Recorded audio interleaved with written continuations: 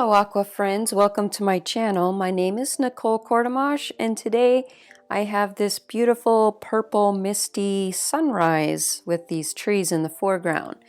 So I'm going to go through with you what supplies I'm going to use.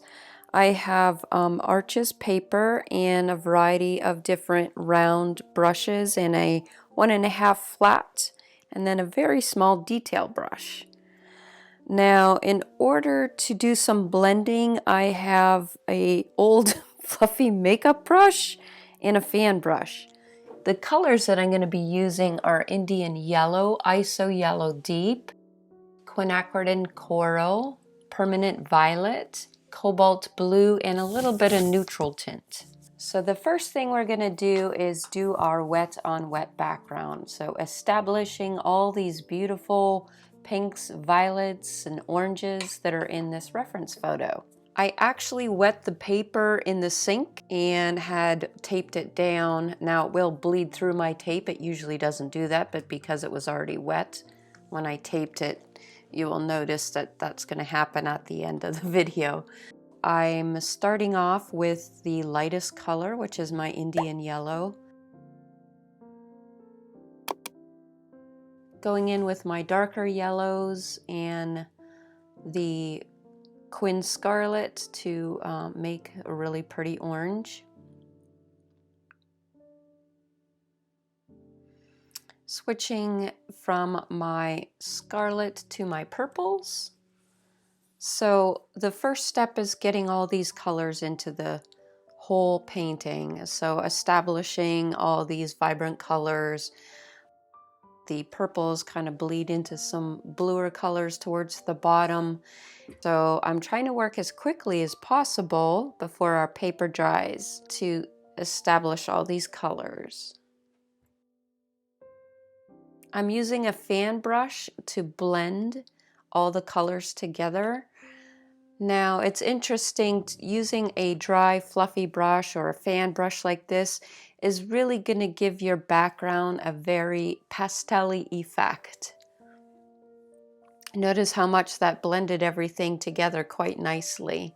Now I'm establishing the distant mountains by putting in some of these purples, and there is an area on the mountain that's pretty sun-kissed that is more pink.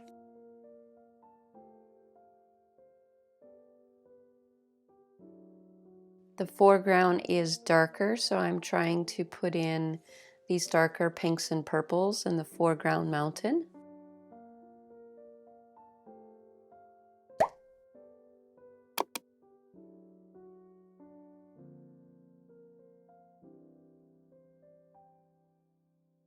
Putting in more blue on that right-hand side and softening it out with my fluffy brush.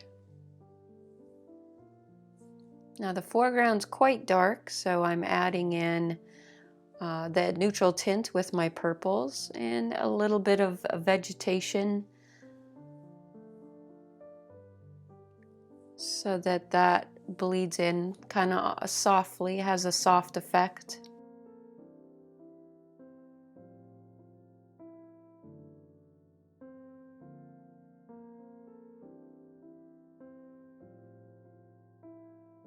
So I thought maybe a little bit of salt in the foreground just to break up some of that foreground would make things a little more interesting. But I realized that I needed to go darker on the background. So I'm repeating step one. Once everything was dry, I re-wet my paper, and basically you're redoing everything you just did. Going back with your yellow and oranges and making things darker. And of course blending in the same way with a dry fluffy brush or a big fan brush really does blend things very nicely.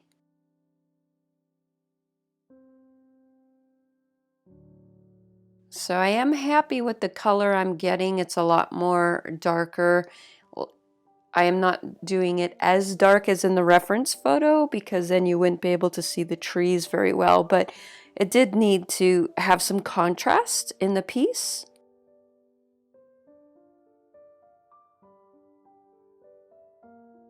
I'm establishing that mountain.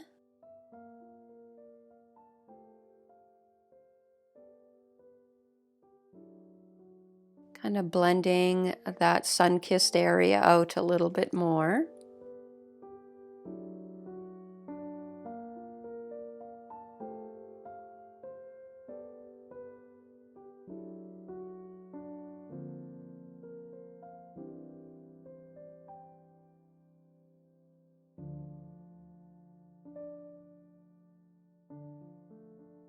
With my darkest colors, I'm adding that to the foreground.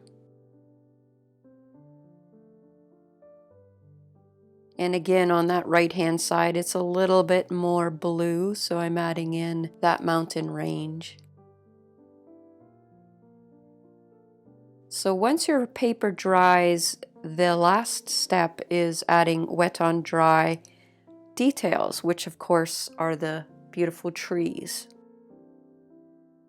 I'm using a very small round brush. It's actually a round 4, but because the tip is so very fine, it actually doubles as a detail brush. And the reason I like to use this versus using a size 1 or 0 is that this 4 holds a lot of water in the belly of the brush, but yet has a fine tip, fine enough to make these delicate branches. If you're interested in these black silver series brushes, I do have the link in the description below.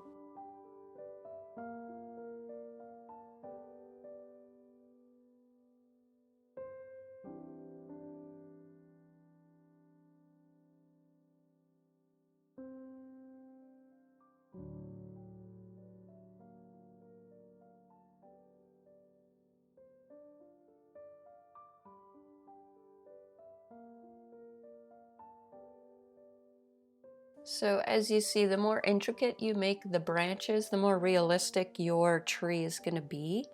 So I'm trying to add as many little marks as I can.